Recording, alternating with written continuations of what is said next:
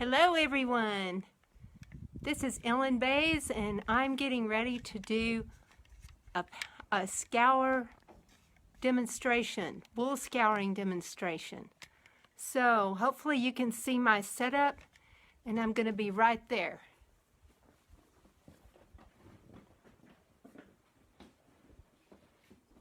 Okay, I'm really excited to share with you a way to scour wool that's revolutionary to me. I've been scouring wool since the 90s when my family brought the first Shetland sheep to Texas. And at the same time, I met a lady who was a master weaver and spinner, and she taught me how to do those fiber arts. But we all, in hand spinning, scoured different from this is revolutionary compared to the way that we always did it. But the first thing I want to do is answer a promise that I made in the last few days that we were going to have a drawing for Lerwick-Hema's Shetland lamb fleece. This is from a ewe lamb, and it comes from some very special people. My nephew, who helps me, we're partners in the 12th flock of Shetland sheep in North America. We still have that flock, and he has some boys that are growing up, and they have learned to shear the sheep, and they use hand shears. They can do a better job than I do. And so I don't know if they sheared this particular fleece, but it's a very well done without double cuts. And we've been featuring that this week. So right now we're going to do the drawing. We have people who have said they want to buy this fleece, and so we'll see who gets to do it. And roll the drums. The person is Lauren Harris. So I will be contacting Lauren, and she will get to buy Lerwick-Hema's ewe lamb Shetland fleece. So that's an exciting thing, and stick with us because I have another exciting thing to share with you at the very end after we do all this grungy scouring. I really got into doing this scouring by learning, getting acquainted with Jean DeCoster, who has a Shetland wool company called Elemental Effects. She has several thousand pounds of Shetland wool from North America made into fingering yarn, and she dyes it herself with 40 different colors for color work. And she told me how she got started, and in the beginning she scoured the wool herself. She worked up to where she was scouring, if I remember correctly, 800 pounds of wool, and she did it in 2 weeks' time before she sent it to the mill to have it spun into yarn. That is just mind-boggling to me, but she told me how she did it, and I've been working with it, and it makes scouring so much fun to me because I feel like I get a better product. One thing that I've been doing a lot of scouring for is having these rugs made at Paint Rock, Texas. This is my favorite one so far. I love these rugs, and especially for a mat in the bathroom.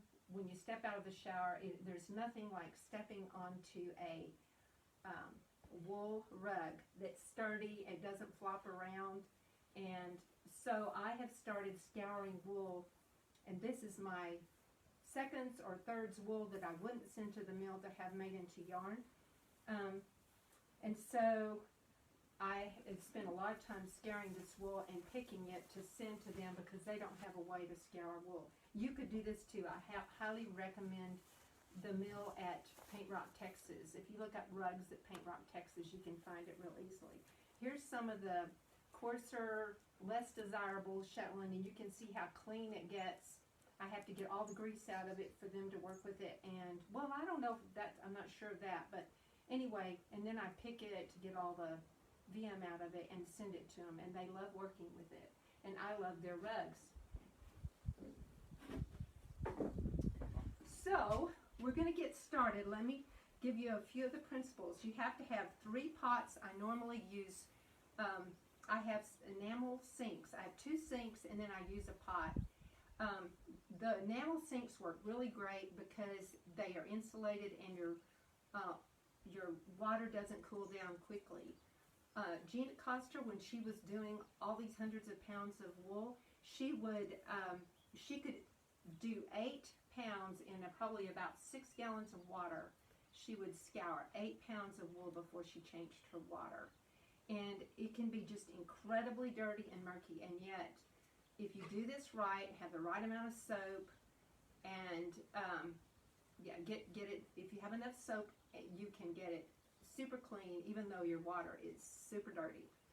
So first you have a pot of water where you pre-rinse the wool, and then you go to your soapy water, and I found that using rainwater is much more effective, takes much less soap, and you come out with a much nicer product. So we have some huge water tanks at our barn, and I have everything set up out there where I can scour my wool there. So first a rinse, then a wash, and then a rinse, and then I take it to a washing machine and spin the water out. Then I put it on a mesh rack to dry, and it dries very quickly after the water's been spun out of it. Okay, but the trick to this is that you start out with a hand, just like a double handful of wool. And I've added my own idea to this because I like to put this wool in a bag where it just kind of, each handful kind of stays together. Let's see, I'm going to need my gloves here. The water needs to be, that's another thing I need to explain. The water needs to be 120 degrees at most, and it can go down to 104 degrees, and you do not, the lanolin will melt, and you can get it out of the wool. Whenever we did, as hand spinners, we would take a fleece and we put it in the water and we soak it for 15 minutes. When we take it out, the wool in the center, even though the lanolin melted, it didn't get out of the fleece because it was so much fleece there. So the idea is to take small amounts at a time, and if you just gradually, real gently massage that batch of wool, and it will not felt if the temperature is not over 120 degrees. I've tried alpaca, I've tried rambouillet or debouillet, you could do merino. I've done the Leicester long wool, Gulf Coast native, the Shetland wool, several different ones to see if it worked. And there's no problem with it as long as you don't go over 120. The thing is, we always think about if we agitate the water, then or the wool, then our wool is going to felt, but it won't if it's under 120 degrees. But there's some other principles here I was going to tell you that I've had people help me with this project, and so I could demonstrate to them. And one lady, she didn't want to put her hands in the water because she didn't want to wear gloves. And the water is, it's almost comfortable, but it's a little bit hot, and I like to wear gloves. You're going to be sweating a lot when you do it, unless it's real cool weather. But 120 degrees is something you can put your hands in, almost. But anyway, this lady didn't want to, and so she was using a spoon like this, and she was just going up and down like this, and the wool felted. And I think that if you do it briskly, that you are going to felt wool, but if you do everything in slow motion. So I'm going to demonstrate what we do. We start off in our just plain water in this pot. And I like to let each of my little handfuls of wool soak for about 2 or 3 minutes. And I squish it and then let it set while I get another batch, put it in there, squish it around, and let it set. So these pots I put about 3 bags of wool in there. I just found anything and everything. I cut up old big laundry bags and all kinds of things to make the bags the right size. Okay, so once I get 3 in there, and you can adjust this to your own situation. If you want to do this, you can use 3. I've done it with 3 of those white plastic 5-gallon buckets that you can get at the hardware store, and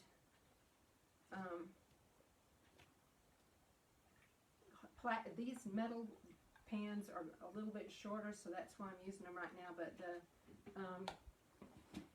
the plastic will be a better insulator, not as good as enamel. So the first choice is enamel. If you don't have that, you don't have sinks like that, then you can use the 3 plastic water buckets. They're not very expensive. So I'm going to work with these 3, squish them a little bit more.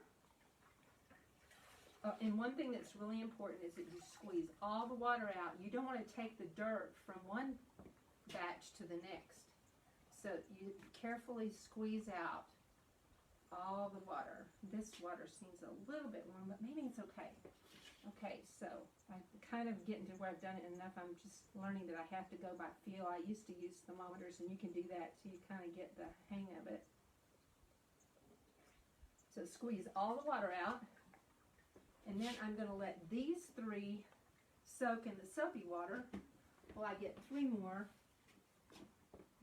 little handfuls of wool. I did a lot of this before I ever started with the little bags. Just this summer I've gotten to where I really like, I sort of collected all kinds of things. Like you can get the orange sacks from the grocery store, the potato sacks, or laundry bags, or buy some net type fabric and make your little bags. Here's some of my laundry bags that I use for dyeing, and I just use everything I can get my hands on. So we're giving it some real gentle squishes, letting it sit there.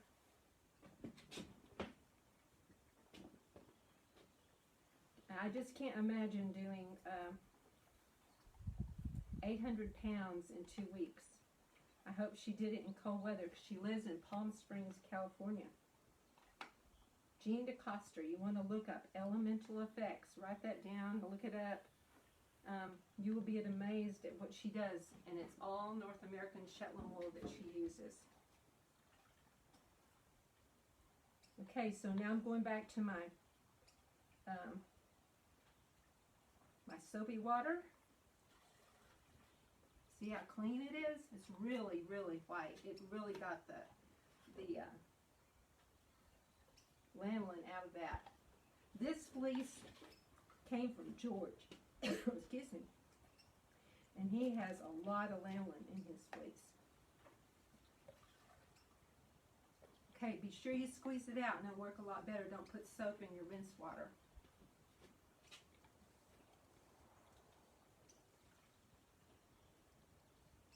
George is one of my fiber factories. He's a wether, and every year he produces this wonderful Shetland wool.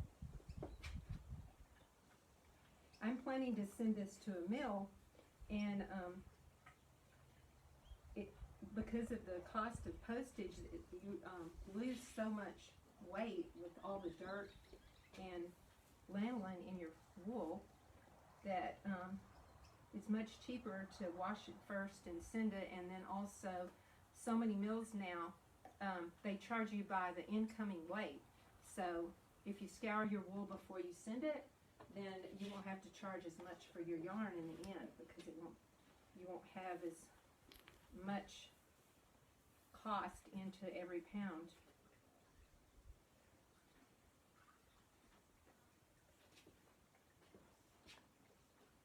Okay, so now I'm going to go, I've got wool over there in the rinse and the wash, and I'm going to put another batch in the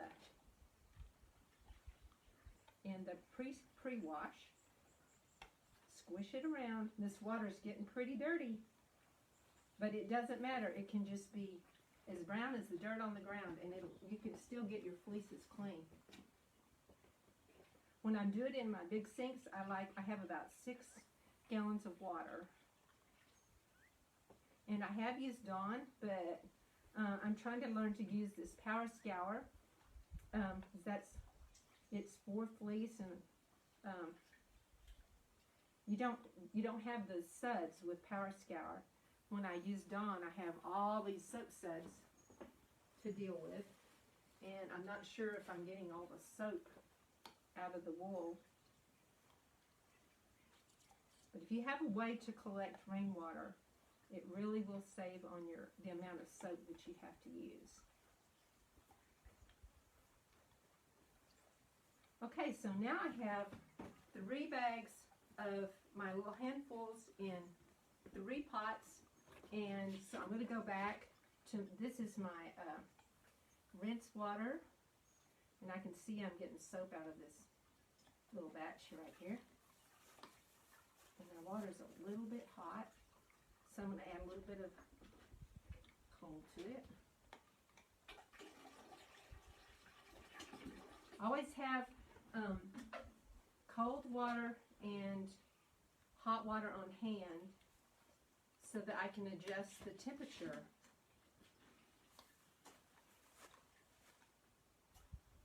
Because as you're working, the water's going to cool down, so you're going to need to add some hot water. Just always remember when you're working with wet wool that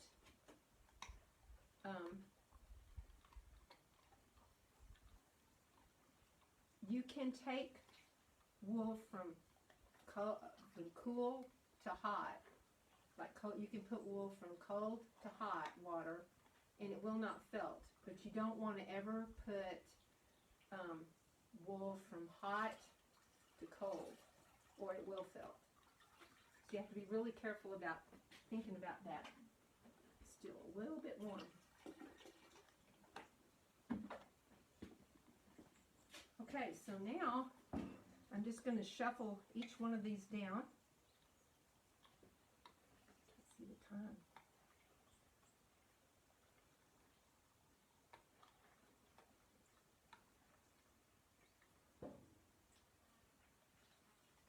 I'm going to ask my helper what time it is, how much more time I have. 11. I have 11 minutes? Okay, we're good. We can stop any time because I think I've pretty much told you all the principles. And if you want to make a comment, if you have any questions, I can answer those later for you if I know the answer. I can try to answer your questions. But I have one more very exciting thing to share with you. It's really not related to scouring wool. So hang right in there. I'm going to go ahead and just put the rest of these through here while I've got them and get them through the process and not add any more right now because I want to have time to share with you something really special. I'll give you the background. I had some fingering yarn made. Well, really, I need to start at the beginning. I was visiting our daughter who teaches horseback riding in Canada, and she, while I was there, we found out there was a lady who had Shetland sheep and she had a shop. So my husband and I went and visited her, and in her shop she had this beautiful shawl that was made from Shetland wool. And I was so attracted to it because the shoulders were shaped.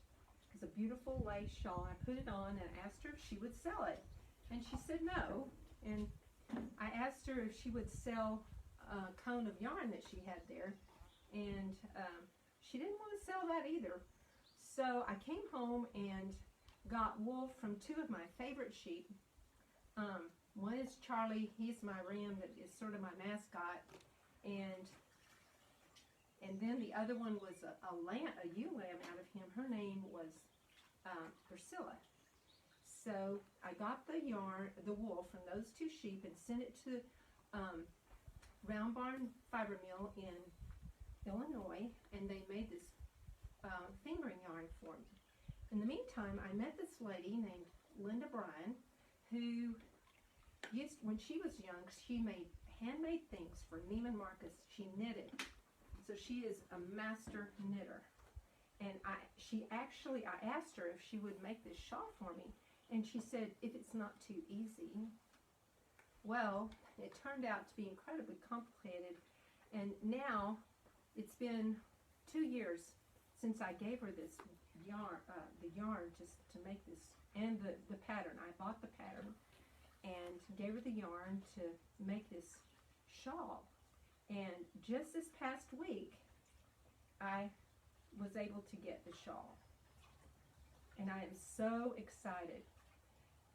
And so, when we went to town to meet her and get the shawl, we also talked to a friend, and she agreed. She's a beautiful young lady, and she agreed to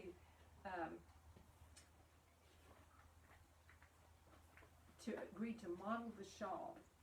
And so after we picked the shawl up, we went to some nice places, and she did a beautiful job of modeling this shawl.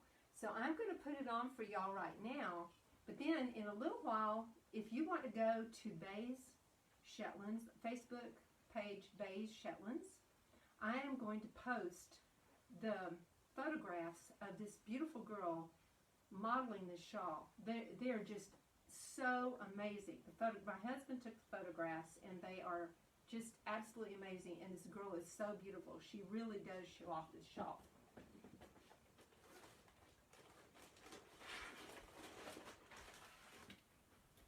Okay, so here's the shawl, and I'll put up the pattern and everything on Baize Shetlands later when I don't want to get it snagged or anything. You can see the design of it, and it just really does, I don't want to get it in the dirty water. It really does, it just, it's designed to be shaped on your shoulders so it doesn't slide off. So, here it is. But if you want to see it look really pretty, you need to go to Baize Shetlands on Facebook and see the pictures that I'm going to post after a while. I'll put all the pattern and the information with it. Thank you very much. I hope you enjoy the rest of the festival. I think that was 7 minutes. That's what